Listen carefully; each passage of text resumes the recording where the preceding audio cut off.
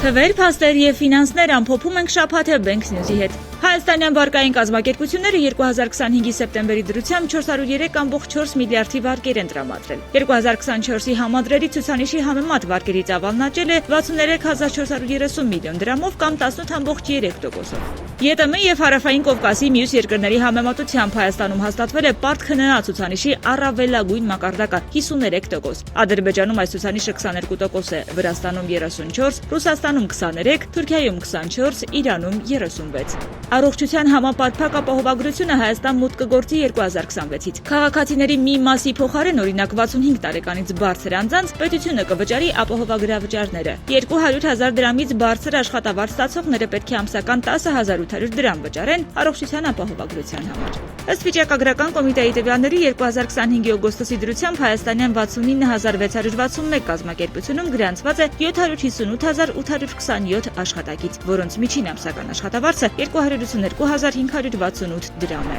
Եվ վերջում վերլուծելով 2025 թվականի 11-11 Սևուրփաթյան զեղչերի ժամանակահատվածի տվյալները եւ համեմատելով դրանք նախորդ տարվա նույն օրերի հետ, արձանագրվել է արտահանման շշտակի աճ։ Նոյեմբեր 11-յան զեղչերի ընթացքում հայկական բիզնեսները Wildberries հարթակի միջոցով արտահանել են 194% ավելի ապրանք։